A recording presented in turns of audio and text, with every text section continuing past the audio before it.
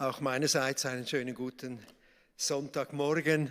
Also die Spannungen Naturwissenschaft und Theologie. Ich habe ja dann noch Theologie und Philosophie studiert und die Spannung katholisch-freikirchlich. Ich bin ab und zu auch da drüben eingeladen bei dem Emaki für einen Vortrag. Denen schmiere ich natürlich unter die Nase, ich gehe in eine Freikirche. Und bei uns in der Vineyard sage ich immer wieder, ich bin immer noch katholisch. Also mir ist eben ein Anliegen, das zusammenzubringen. Es gibt nur ein Volk Gottes und die Jesus-Nachfolgenden, die sind überall etwas verstreut. Und ich habe, weiß nicht mehr, wie viele Jahre in der VBG gearbeitet. Jetzt bin ich schon lange pensioniert, also seit 16 bin ich pensioniert. Und von daher eben bin ich ab und zu schon hier drin gewesen, jetzt in den letzten Jahren via VBG-Gruppe. Früher noch vor Jahrzehnten habe ich Familie Tobler gekannt, dann war ich auch ab und zu hier und wie auch immer. Also danke vielmals Dan, er ist ja nicht hier, dass er mich überhaupt eingeladen hat. Thema Bibel, jetzt schaue ich mal auf die Uhr, gut, du sagst dann, wenn die Zeit ist. Ich wurde mal gefragt, wie lange redest du? Und da habe ich gerade im Radio gehört, dass der Fidel Castro am 1. Mai, ich glaube, 10 Stunden geredet hat und die Leute mussten natürlich zuhören. Und da habe ich ihm so gesagt, ja, so 10 Stunden. Also, keine Angst. Also Bibel, ich las einmal von einem jungen Mann. Der hat ungefähr so einen Deal mit Gott abgemacht. Wenn du mir heute die Sünden vergibst, dann lese ich 5 Kapitel in der Bibel. Tags darauf betete er wieder. Wenn du mir heute wieder die Sünden vergibst, dann lese ich die 5 Kapitel von gestern, die ich noch nicht gelesen habe, plus 5 Kapitel dazu. Nach einer gewissen Zeit, als seine Leseschuld über 100 Kapitel angestiegen war, gab er den Glauben auf. Was ist da schiefgelaufen?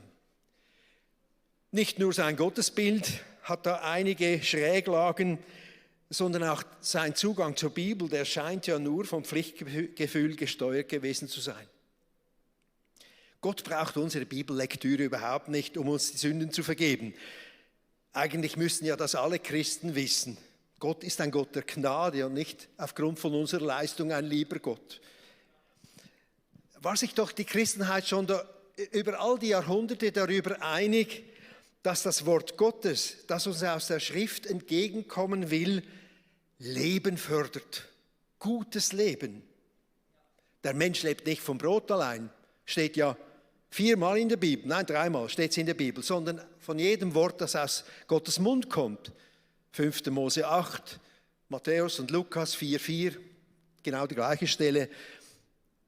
Wir leben von dem, was aus Gottes Mund kommt.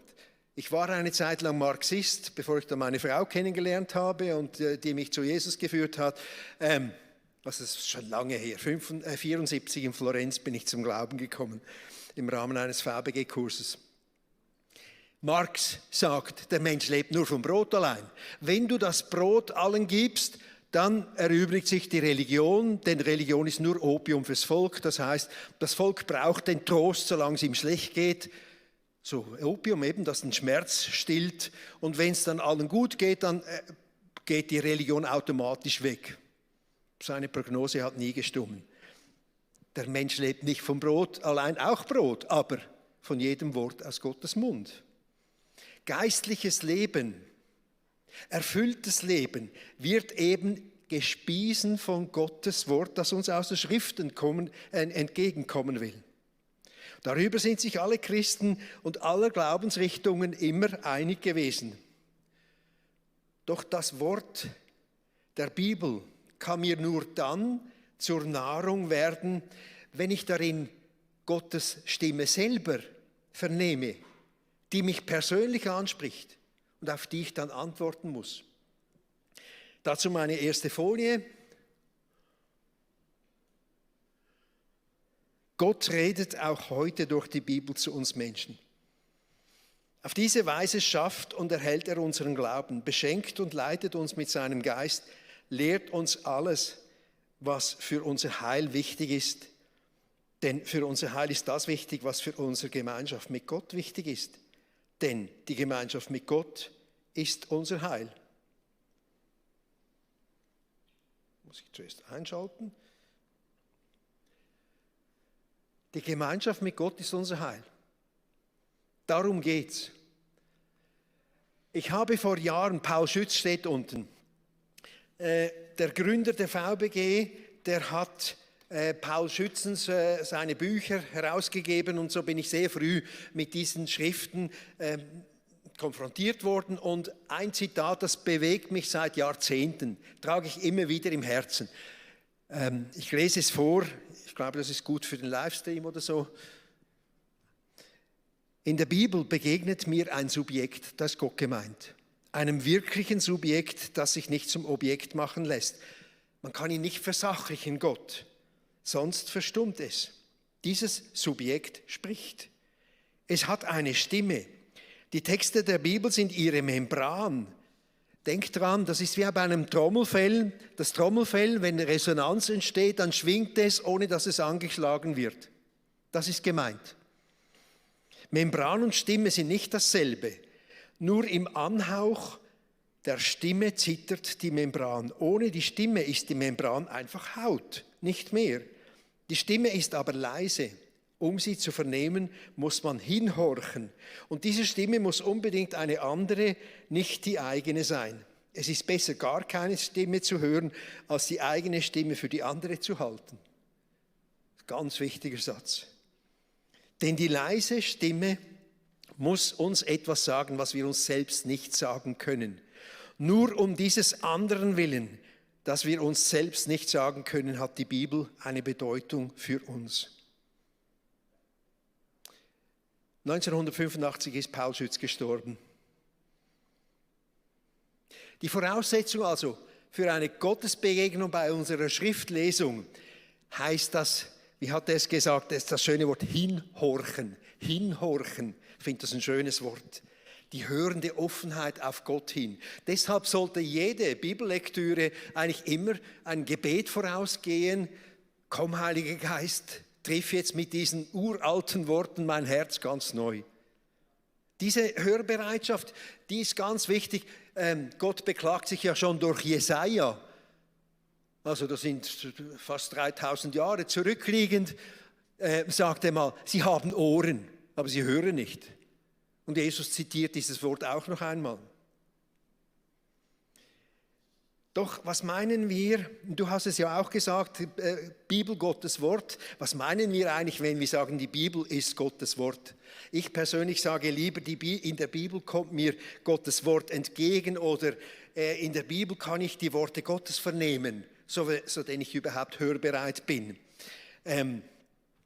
Was meinen wir also? Die Bibel enthält ja Gottes Wort nicht wie das Fass den Wein. Oder die Membran schwingt ja nicht einfach immer, wenn man mit der Nadel reinsticht und so weiter. Oft sind wir einfach mal nur Zuhörer. Das finde ich ganz wichtige Bemerkung. Wenn wir den Korintherbrief zum Beispiel lesen, dann hören wir mal zu, was Paulus den Korinthern damals geschrieben hat. Das muss auf uns nicht automatisch zutreffen. Dann muss der Heilige Geist wieder neu übersetzen und zum Leben erwecken, dass diese Worte auch für uns gelten. Ich habe das schon erlebt in den frommen Veranstaltungen, dann wird irgendein Satz herausgenommen, das war für eine Evangelisation, dann hat er aus Jesaja zitiert, Gott wird das Volk mehren. Er hat natürlich die Einleitung weggelassen, das heißt, Gott spricht zu Israel, Punkt. Er spricht mal zu Israel und wir hören zu. Es kann sein, dass der Vers jetzt wieder Gültigkeit hat, aber das muss der Heilige Geist neu wirken. Deshalb immer betend, hörbereit sein.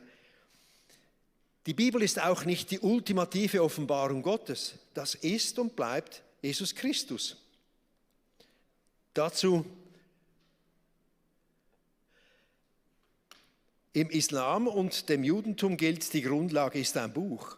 Im Christentum ist die Grundlage eine Person, denn einen anderen Grund kann niemand legen.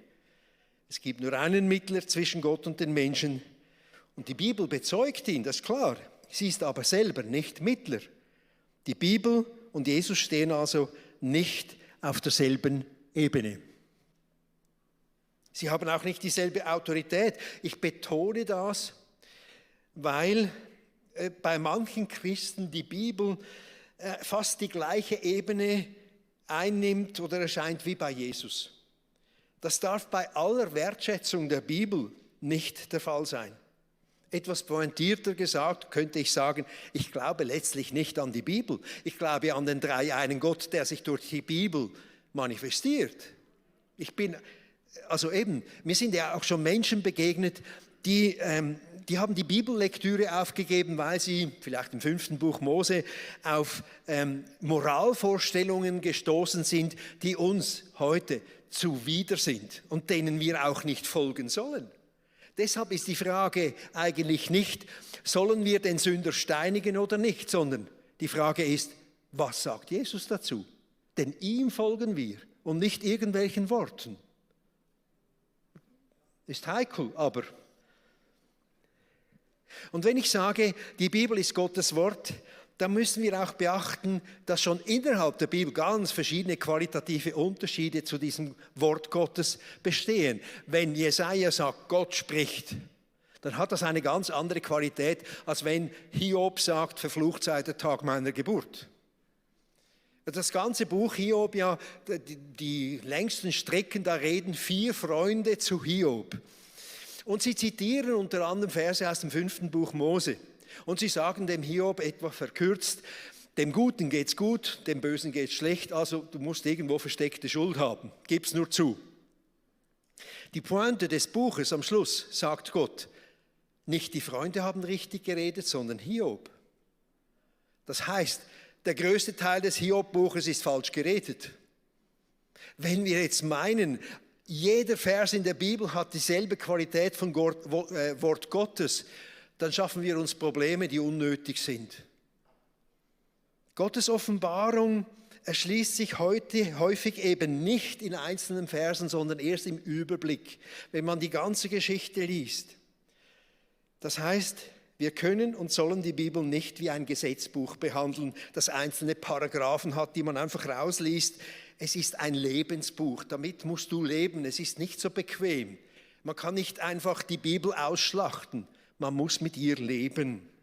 Auch die Bezeichnung der 5 Bücher Mose als Gesetz, das ist von Luther aufgekommen, aber eigentlich sind das Regeln, damit das Leben gelingt und nicht Gesetz in unserem heutigen Sinn. Torah bedeutet für die Juden nicht Gesetz, was wir im heutigen Wortgebrauch benutzen. Das sage ich eben auch, weil ich schon vielen Menschen begegnet bin, die an einem falschen Bibelverständnis gescheitert sind. Es gibt immer wieder Menschen, die aufhören, ihr Ohr an die Bibel zu legen, weil ihnen zum Beispiel gesagt wurde, die Bibel sei irrtumslos oder ohne Widersprüche, und dann stoßen sie auf solche Irrtümer und Widersprüche. Der größte Widerspruch, vielleicht ihr kennt den, Samuel heißt, Gott verleitet den David zur Volkszählung, und in der Chronik heißt es, Satan verleitet den David zur Volkszählung. Also ich könnte zig solche Widersprüche auflisten, das bringt uns nicht weiter, denn, das ist mein Punkt, die Bibel hat ihre Kraft in sich selber und nicht in den Adjektiven, die wir ihr andichten. Wir müssen uns reingeben. Wir können nicht von außen sagen, das Attribut irrtumslos gilt. Ja, nein, ich muss erleben. Wenn einer sagt, ich bin jetzt halt schon lange verheiratet, ist es irgendwie das Beispiel funktioniert nicht mehr so ganz. Aber wenn einer sagt, diese Frau liebt dich, dann kann ich das nicht analytisch von außen betrachtet beurteilen, sondern ich muss mich einlassen auf diese Frau, und nach einer gewissen Zeit weiß ich, ja, stimmt. Ich muss mich verlassen auf. Die Bibel, all die Adjektive, die man ihr angedichtet hat, die haben von mir aus gesehen eher geschadet als geholfen, denn die Bibel selber sagt das nicht von sich. Wenn man biblisch denkt, dichtet man der Bibel keine solchen Adjektive an. Also, weil die Christen glauben, dass der Geist Gottes die Bibel irgendwo mitgestaltet hat beim Schreiben, was Inspiration genau heißt, da schlagen sich gewisse Christen die Köpfe ein. Also, ich sage es mal einfach so locker, der Heilige Geist hat seine Hand im Spiel gehabt beim Entstehen der Bibel, auch bei der Auswahl der biblischen Bücher, die wir heute haben. Denn eben nur durch den Heiligen Geist wird das alte Wort wieder lebendig, heute, praktisch. Eben durch den Anhauch des Geistes schwingt die Membran, um im Bild zu bleiben.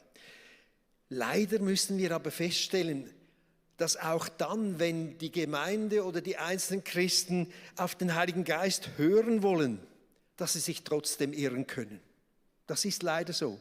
Das wusste schon Paulus, als er sagte, all unser Erkennen ist halt Stückwerk.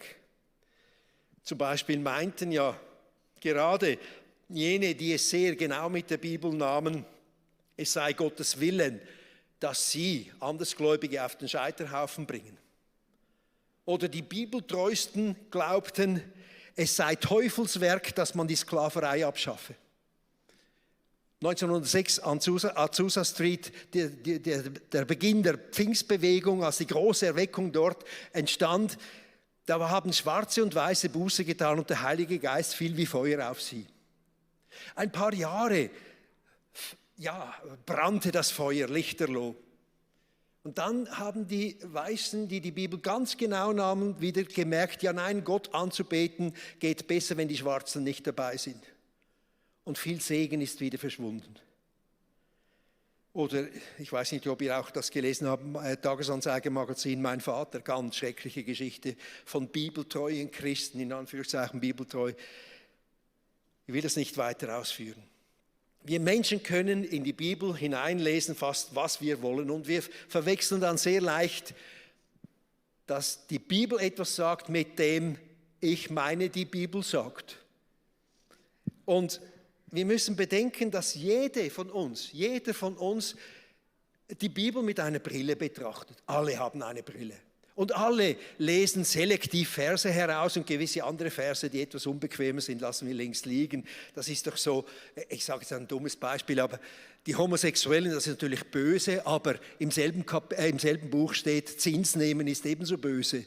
Weshalb haben wir alle ein Konto?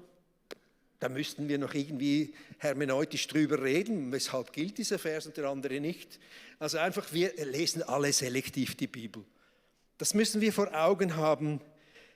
Dennoch, ich glaube, betend an die Bibel herangeben und als Gemeinschaft immer wieder mal prüfen, könnte uns doch von einigen Missdeutungen schützen. Könnte. Und dennoch, es bleibt diese Irrtumsfähigkeit, die Paulus schon erwähnt hat. Seien wir doch sehr demütig, wenn wir den anderen sagen, du bist biblisch oder nicht biblisch und so weiter. Das hat so viele Spaltungen hervorgebracht. Sind wir doch demütig mit unseren Erkenntnissen. Ich sage dann etwas weiter noch. Das führt mich nämlich zur zentralen Frage, wie können wir selber mit der Bibel so umgehen, dass diese Begegnung mit der Bibel uns zum Heil gereicht, unser Herz trifft und damit unser Leben verändert. Ein möglicher Weg, den ich jetzt heute vorschlage, ist, wie in einer zwischenmenschlichen Beziehung könnte man auch die Bibel fragen, wann fühlst du dich von mir richtig verstanden? Oder wie möchtest du, dass ich mit dir umgehe? Und dazu habe ich 5 Punkte. Erster Punkt, die Bibel könnte antworten, du verstehst mich nur richtig, wenn du durch den Umgang mit mir immer tiefer mit Liebe erfüllt wirst. Matthäus 22, ihr wisst ja das alles auswendig, aber ich sage trotzdem, was dort steht. Jesus wird gefragt, was ist das höchste Gebot? Und er sagt, das Doppelgebot, liebe deinen Nächsten, liebe Gott mit deiner ganzen Kraft und deinen Nächsten wie dich selbst. Das ist es. Ich habe ein Gedicht, mal schauen, ob ich es noch zusammenbringe, ein kleines Gedicht. Gott lebt nicht im engen Herzen. Liebe weitet es in Schmerzen. Liebe wird die Brust dir dehnen, dass darin Gott kann Wohnung nehmen. Liebe wird die Brust dir dehnen, dass darin Gott kann Wohnung nehmen. Die Liebe. Das ist das Zentralste. Wenn euch Bibelverse begegnet sind, die eure Liebe entfacht haben, dann sammelt die. Man nennt das ja, früher hat man Florilegium, so eine Blümchensammlung. In den Gideonsbibeln gab es das hinten immer noch. In großer Not, bei großer Freude, als Dankbarkeit zu lesen und kamen die Bibelstellen. Habt ihr so ein Florilegium, dass ihr wisst, wenn eure Liebe am Erkalten ist, was sollt ihr lesen? Ich habe ein schönes Beispiel. Ich hatte einen Vortrag in Fribourg Kam spät mit dem Zug nach Hause und dann habe ich mein Kapitel beim Lesen, was ich immer auch gelesen habe, abgeschlossen. Was mache ich jetzt noch da? Einfahrt in den Bahnhof. Ja, ich repetiere die Bibelverse, die ich gerade auswendig lerne. Es war damals Korinther 13, die Liebe ist. Dann kam ich zur Türe des Waggons und dann vor mir ein Mann mit Jackett und schönem Köfferchen. Vor ihm außen stand eine ältere Dame mit 2 riesigen Koffern und sie hat ihn angesprochen. Er schüttelte den Kopf und machte einen Bogen um sie. Es war schon 11:15 abends spät. Ich war müde, aber ich muss auch einen Bogen um sie machen, damit sie mich nicht aufhält. Ich will nach Hause. Und dann geschah das Wunder, dass Gottes Liebe mich verändert hat. In dem Moment merkte ich zitiere die Verse der Liebe und jetzt kann ich auf diese Frau zugehen, habe gefragt, kann ich Ihnen helfen? Es ging vielleicht um 10 Minuten. Ich musste mit ihr dann die schweren Koffer aufs übernächste Perron fahren und dort ging der Zug nach Wien, wo sie hin wollte. Ihr tat's gut, mir tat's gut. Solche Verse, sammelt die eure Liebe dann und wann immer wieder mal anregen können. Haltet so ein Florilegium bereit. Also wenn die Liebe erkaltet, müsst ihr nicht Hiob lesen. Der zweite Punkt. Die Bibel könnte auf unsere Frage sagen, der Buchstabe tötet, der Geist macht ja lebendig. Gebrauchst du meine Worte nur wie bei einem Prozess? Geht es nur darum, Recht zu behalten oder reichst du mich den anderen wie ein Stück Brot, um sie zu nähren? Oftmals hat man doch einander mit den Worten der Bibel die Köpfe blutig geschlagen. Jesus wascht uns aber nicht die Kappe, sondern die Füße. Das wäre das Vorbild. Satan hat die Bibel zitiert, Jesus hat die Bibel zitiert in der Versuchungsgeschichte. Man kann sich aus der Bibel den Tod oder das Leben holen. Der Buchstabe tötet, der Geist macht lebendig. Im Galater 5:20, Früchte des Fleisches heißt es, Feindschaft, Hader, Eifersucht, Zorn, Zank, Zwietracht, Spaltungen. Jede Auslegung hingegen, die in Richtung von Liebe, Freude, Friede, Langmut geht, atmet den Heiligen Geist aus. Ich habe ein kurzes Geschichtlein, ich habe es nicht projiziert, ich lese es einfach vor von Johann Peter Hebel aus dem Schatzkästchen. In Hertingen trifft ein Bauer den Herrn Schulmeister im Felde an. Ist's noch euer Ernst, Schulmeister, was ihr gestern den Kindern zergliedert habt, so dich jemand schlägt auf deine rechte Wange, dem biete auch die andere dar? Der Herr Schulmeister sagt, ja, das steht im Evangelium. Also gab ihm der Bauer eine Ohrfeige und eine zweite auf die andere Wange, denn er hatte schon lange einen Verdruss auf ihn. Indem reitet in einer Entfernung der Edelmann vorbei und sein Jäger. Schau doch nach, Josef, was die zwei dort miteinander haben. Als der Josef kommt, gibt der Schulmeister, der auch ein starker Mann war, dem Bauern auch 2 Ohrfeigen und sagte, es steht auch geschrieben, mit welcherlei Maß ihr messet, wird euch wieder gemessen werden. Ein vollgerüttelt und überfließend Maß wird man in euren Schoß geben und während dem letzten Sprüchlein gab er ihm noch ein halbes Dutzend Schläge. Da kam der Josef zu seinem Herrn zurück und sagte, es hat nichts zu bedeuten, sie legen einander nur die Heilige Schrift aus. Wie häufig wurde mir doch schon der Glaube abgesprochen, weil für mich die Welt jetzt einfach nicht 6000 Jahre alt ist oder weil ich gewisse Dinge anders sehe als andere und so weiter. Jetzt gerade auch, ich habe von anderen Gemeinden gehört, die Riesenspaltungen erleben wegen Pro- oder Contra-Covid-Maßnahmen. Da hat man einen Götzen gemacht aus irgendeiner Vorstellung, das darf nicht sein. Wenn nicht wir als Jesus-Nachfolger Einheit leben können, wer denn sonst? Das ist unser Zeugnis. Ein dritter Punkt. Das Wort der Schrift möchte letztlich zu einer Begegnung mit Gott und Christus führen. So versteht sich das Evangelium nicht als bloße Information, sondern jedes Wort will eine Tür sein, durch die man in einen Raum gehen kann, in dem Begegnung mit der Liebe Gottes, Begegnung mit Jesus Christus geschehen kann. Brannte nicht unser Herz, als er mit uns auf dem Wege war und uns die Schrift auslegte. Dieses Herzbrennen, das soll immer wieder geschehen. Ich erinnere mich, Rashi, das ist der berühmteste jüdische Torah-Kommentator, der in allen Torah-Texten, jetzt sind ja immer links und rechts und unten Kommentare, der ist immer abgedruckt, er starb 1105. Rashi, also das ist der Rabbi Shlomo Yitzchak. Der Rabbi Shlomo Yitzchak wurde gefragt, Shema Israel heißt, höre Israel. Dein Gott ist ein einziger. Du sollst ihn lieben mit deinem Ganzen und so weiter. Ja, jetzt wird er gefragt, wie soll das geschehen, dass ich Gott so lieben kann? Und dann sagt er ganz einfach, indem du die Torah liest. Denn wer die Torah liest, lernt Gott kennen und wer ihn kennt, liebt ihn. Wie kann es sein, dass ich Gott lieben lerne? Lies die Bibel, dann lernst du Gott kennen und wer ihn kennt, liebt ihn. So einfach sagt, sei es Rashi. Ich glaube nicht ganz, dass es immer so einfach ist, aber wie auch immer, ein wichtiger Hinweis. Deshalb, Paul Roth, einmal am Tag, da solltest du ein Wort in deine Hände nehmen, ein Wort der Schrift. Sei vorsichtig, es ist so schnell erdrückt und umgeformt, damit es passt.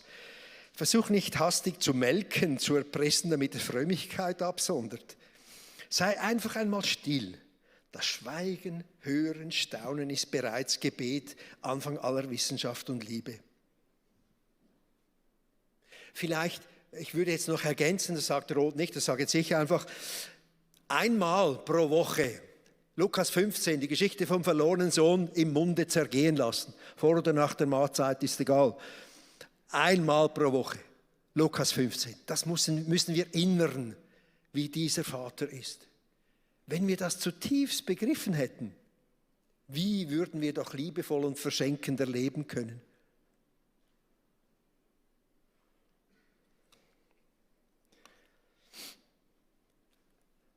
Ein vierter Punkt. Wir fragen eben, wann verstehe ich dich richtig? Die Bibel könnte antworten, dann, wenn du mich nicht nur ständig als Verband für deine Wunden benützt, sondern mich auch den notwendigen Schnitt zu deiner Genesung tun lässt. Es kann sein, dass wir von einer tieferen Begegnung mit Gott abgehalten werden, weil wir die Bibel immer nur als Trostbuch lesen und all ihre Ermahnungen und Warnungen ständig überlesen. Eben dieser berühmte Satz von Mark Twain, der finde ich einfach, ich für meinen Teil muss zugeben, dass mich gerade diejenigen Bibelstellen beunruhigen, die ich verstehe. Liebe deinen Nächsten wie dich selbst. Das ist beunruhigend. Das ist ein Lebensprogramm. Der letzte Punkt, wann verstehe ich dich richtig? Die Bibel könnte antworten, wenn du mich tust, sei ein Worttäter und kein Worttöter. Vielleicht erinnert ihr euch an die Geschichte vom barmherzigen Samariter.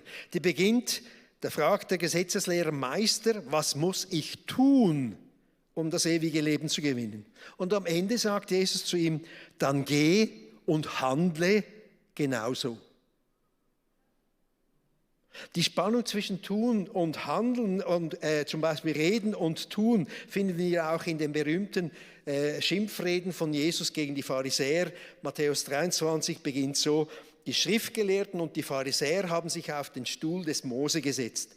Tut und befolgt also alles, was sie euch sagen, aber richtet euch nicht nach dem, was sie tun, denn sie reden nur, tun selbst aber nicht, was sie sagen. Dasselbe finden wir ja auch am prägnantesten beim Jakobusbrief, Kapitel 1, 22. Hört das Wort nicht nur an, sondern handelt danach, sonst betrügt ihr euch selbst. Wer sich in das vollkommene Wort der Freiheit vertieft und an ihm festhält, wer es nicht nur hört, um es wieder zu vergessen, sondern danach handelt, der wird durch sein Tun selig werden. Auf diesem Hintergrund ist vielleicht eben diese wichtigste Regel im Umgang mit der Bibel, dass der Frère Roger Schütz ist der Gründer von Taizé und der hat mal eben diesen berühmten Satz gesagt, lebe das vom Evangelium, was du verstanden hast, wenn es auch noch so wenig ist. Aber lebe es. Die Bibel sagt uns also, oder könnt ihr uns sagen, du verstehst mich richtig, wenn du mich tust. Tu mich und du wirst mich verstehen. Lebe mich und du wirst selber leben. Ich schließe, mache da die Abkürzung. Zum Schluss. Verstehst du auch, was du liest? Ihr kennt die Geschichte, der Kämmerer sitzt auf der Kutsche, liest laut, übrigens, das ist ein guter Tipp, laut lesen, immer wieder oder mindestens halblaut die Bibel lesen. Der liest Jesaja 53 und jetzt schickt der Heilige Geist den Philippus, der geht neben der Kutsche und hört das und fragt ihn, du, verstehst du auch, was du liest? Wie könnte ich es, wenn mich niemand anleitet, sagt der Kämmerer. Und er bat den Philippus einzusteigen, neben ihm Platz zu nehmen. Für mich zeigt diese Geschichte, wie wichtig es ist beim Verstehen der Bibel, dass wir einander haben. Ich sage auch die Tradition, wie haben andere vor mir mit diesen Versen gelebt. Das ist nicht belanglos. Die Kirchengeschichte ist auch Heiliggeistgeschichte. Oder wie haben die Juden mit ihren Texten 1000 Jahre länger schon gelebt? Auf sie hören. Dann denke ich auch, es braucht Theologen. Ich weiß nicht, wie ihr es in der Gemeinde habt, aber bei uns fehlt das immer wieder. Wir haben Verkündigung, aber keine Unterweisung. Das ist ein Unterschied. Der erste Teil meiner Predigt war eigentlich Unterweisung, der zweite jetzt Verkündigung. Wir müssen immer wieder, früher gab es die Bibelstunde, haben wir einfach gekaut und versucht zu verstehen. Wir haben Kommentare gelesen oder eben die Theologen befragt. Du sag mal, was steht da im Urtext überhaupt? Und so weiter. Versuch doch wieder da Schritte zu tun, dass irgendetwas so in diese Richtung geschehen kann, wachsen kann, dass wir nicht Analphabeten sind und nur einfach die Bibel buchstabieren, aber zutiefst nicht wissen, was darunter ist. Das ist sehr viel verborgen. Ich mache deshalb seit Jahren immer wieder 1, 2, 3, 4 Wochen in Moscha oder Rasa, so VBG-Zentren im Tessin, Bibel und Urlaub. Da nehme ich irgendein biblisches Buch dran, am Morgen 1 Stunde und am Abend 1 Stunde. 7 Tage. Das ist meine tiefe Überzeugung, auch wenn wenig Leute kommen, ich will sie an die Bibel führen. Zum Schluss, ich habe da noch 3 Missverständnisse, das kann ich übergehen, aber in der Kirchengeschichte hat man immer wieder gemerkt, es gibt diese 3 Missverständnisse, die man vermeiden soll. Die Bibel ist kein Naturkundebuch, wenn man das mal verinnerlicht hat, dann hat man viele Probleme nicht. Ein zweiter Punkt ist, es muss nicht alles verstanden werden, also es gibt Spannungen. Lest mal 4 Evangelien parallel nebeneinander und ihr merkt, das kann nicht aufgehen. So what? Gott will durch diese von uns aus gesehen unvollkommenen Schriften uns erreichen. Machen wir Gott Vorschriften, wie er uns erreichen kann? Sollten wir nicht. Oder eben am Schluss, wir müssen nicht alles verstehen. Im 2. Petrusbrief heißt, in den Paulusbriefen versteht man auch nicht alles, steht in der Bibel. Petrusbrief. Die Jünger haben selten Jesus richtig verstanden vor seiner Auferstehung, bevor der Heilige Geist kam. Oder ich erinnere mich an eine schwarze Frau, die wurde von ihrer Herrin verlacht. Ja, du liest die Bibel, verstehst doch gar nichts. Dann sagt sie, wenn ein Satz kommt, den ich nicht verstehe, sage ich einfach Halleluja, weil das kommt auch von Gott und lese weiter. Ja, jetzt muss ich Schluss machen. Zum Schluss. Wenn bei euch Bibelmüdigkeit ausgebrochen ist, dann, ich sage das ganz bewusst, dann ist das ein zu therapierender Zustand. Macht etwas. Fragt die anderen, also seit Jahrzehnten, ich sage das nicht zum Plausch, aber seit Jahrzehnten stehe ich sehr früh auf und lese. Ich habe sicher 1 Stunde jeden Morgen Zeit für mich, Bibel zu lesen, beten. Wenn ihr glaubt, dass jetzt beim Felix Ruther jeden Morgen der Heilige Geist kommt, ihn küsst und er in innerer Ekstase mit riesiger Freude die Bibel liest, dann täuscht ihr euch. Normalerweise ist es Wüste, trocken, trocken, trocken. Ich tue es aber, weil dann und wann schwingt die Membran. Hey, und dann, that's the thrill of life. Dann und wann. Oder das andere, was eine tiefe Überlegung ist, es gibt so diese Geschichte, ein Schüler kommt zu seinem Rabbi und sagt, du, ich lese immer so viele heilige Texte und ich verstehe sie nicht und sie gehen durch mich hindurch und ich vergesse sie wieder. Da sagt der Rabbi, nimm diesen Korb, geh an den Fluss runter, hol Wasser. Der holt Wasser, kommt drauf, das ist natürlich schon alles rausgerieselt. Kein Wasser mehr drin. Schickt ihn noch 2-mal runter. Dann kommt er wieder rauf und sagt, jetzt schau den Korb an. Es ist kein Wasser mehr drin, aber er ist rein geworden. Lest die Bibel. Vielleicht, es kommen ab und zu Menschen zu mir, denen Gott irgendwie abhanden gekommen ist in ihrem frommen Dienst. Denen sage ich, reduziere deinen Bibelkonsum 1 Psalm pro Tag und schreib einen Vers raus. Nimm ihn in den Sack vielleicht und bewege ihn den Tag durch. Einen Vers.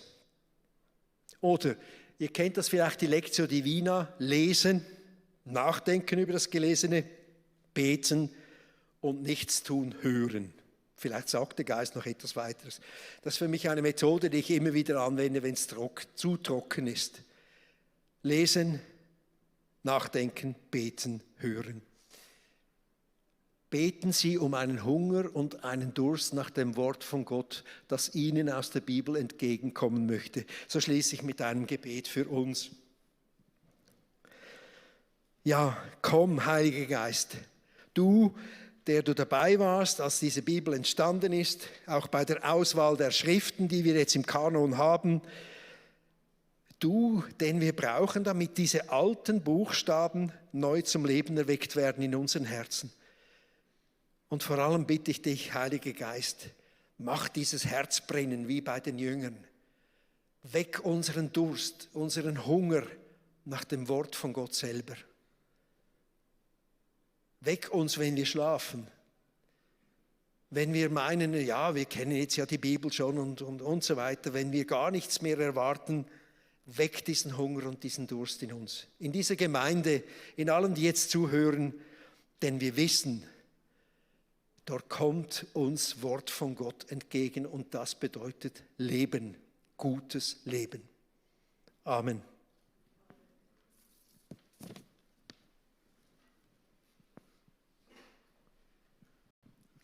Vielen Dank, hast du uns heute in eine Therapiestunde für die Bibelmüden geführt.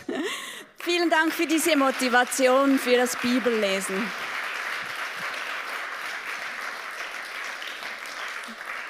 Ich glaube, es war Hans Bürki, der gesagt hat, versuche nicht das Wort zu begreifen, sondern lass dich vom Wort Gottes ergreifen.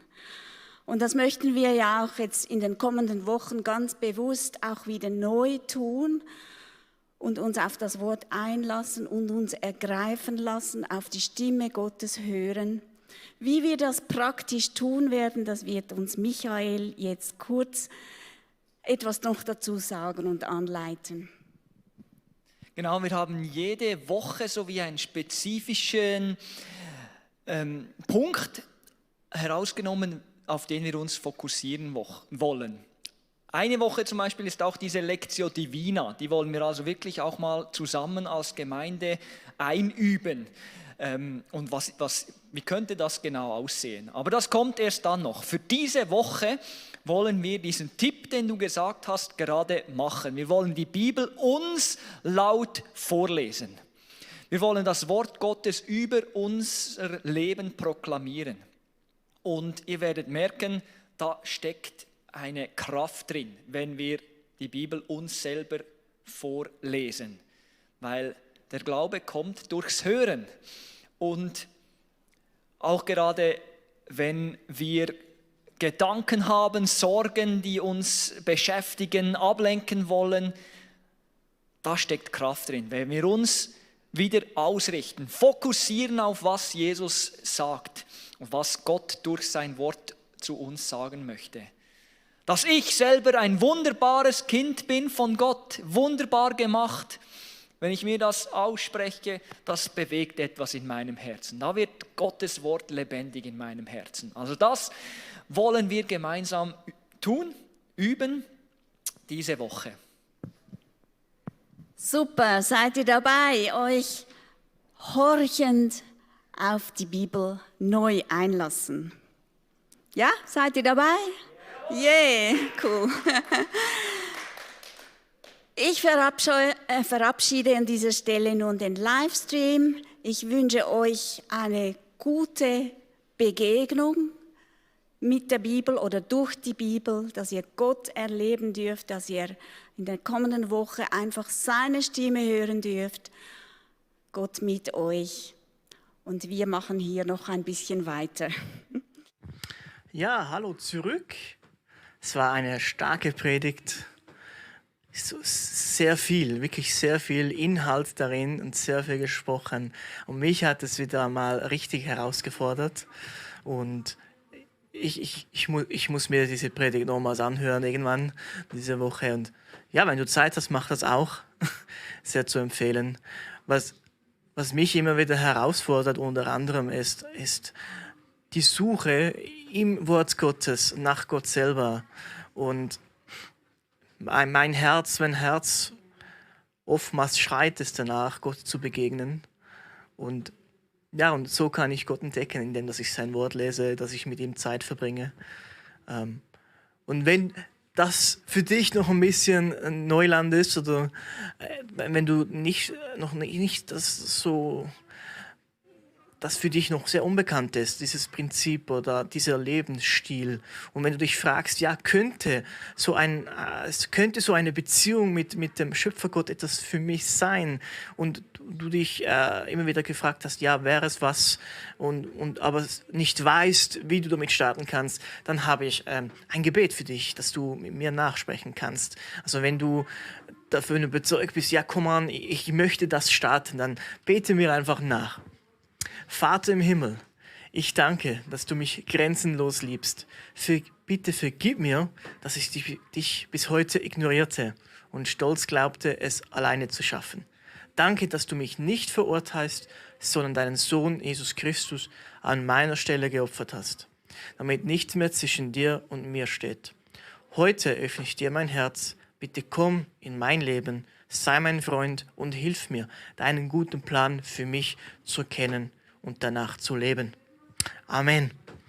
Ja, wenn du das so zum ersten Mal gebetet hast und du so dich fragst, ja, und was jetzt, was nun, wie geht es weiter, dann kannst du dich mit uns verbinden.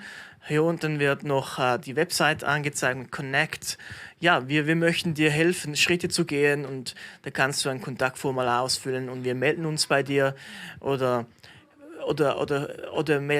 verbinde dich mit Leuten, die du kennst, die auch mit Gott unterwegs sind und erzähle ihnen davon und sie können dir sicher helfen, die ersten Schritte zu gehen.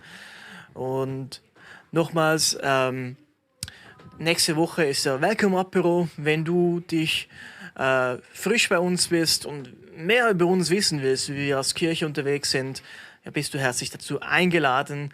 Nächste Woche, 16. Januar. Genau. Und nochmals eine kurze Info zu den beiden anderen Events, die anstehen. Wir haben den Ehekurs, Equipping, genau. Ihr seht es nochmal eingeblendet. Wenn es euch anspricht, dann merkt euch diese Daten, meldet euch bei Thomas. Die Mailadresse ist eingeblendet, wenn ihr Fragen habt dazu. Das nächste ist der Jugendgottesdienst. Ja, wenn du Leute kennst, die in diesem Alter sind, dann lade sie dazu ein. Es ist das mega Cooles, als ich so 15, 16 war es eine super Zeit, dass ich so einmal im Monat so Jugendgottesdienste besuchen konnte in meiner Gegend, wo ich aufgewachsen bin. Es hat immer sich richtig gut getan, den jungen Glauben zu stärken. Genau. Und wir haben auch noch Podcast. Überall, wo du die Podcast abonnieren kannst du unsere Gottesdienste nachhören und nachsehen, kannst du es auf YouTube. Und wenn du uns noch nicht gefolgt bist, dann kannst du ein Abo hier lassen. Genau. Und das alles können wir auch nur tun, weil wir regelmäßig geben, spenden. Und ich danke dir, dass du gibst. Und da hast du den Code eingeblendet. Und ja.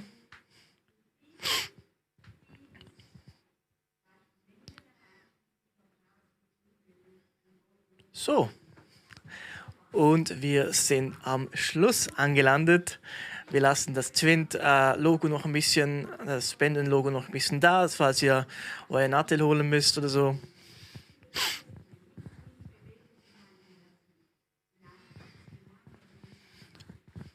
Oder ihr könnt im Nachhinein einfach das Video anhalten. Dankeschön. Ja, wir sind am Schluss des Gottesdienstes angelandet und ja, ich verabschiede euch in die neue Woche. Seid gesegnet und ich wünsche, dass jeder von euch durch diese Woche durchgehen kann und einfach Gott erleben darf. Durchs Bibellesen, durch Zeit mit ihm, im Lobpreis, im Gebet, beim Lesen, beim Wandern, beim Laufen in der Natur, beim Entspannen. Ich wünsche euch eine super gesegnete Woche und bis ein andermal. Tschüss zusammen.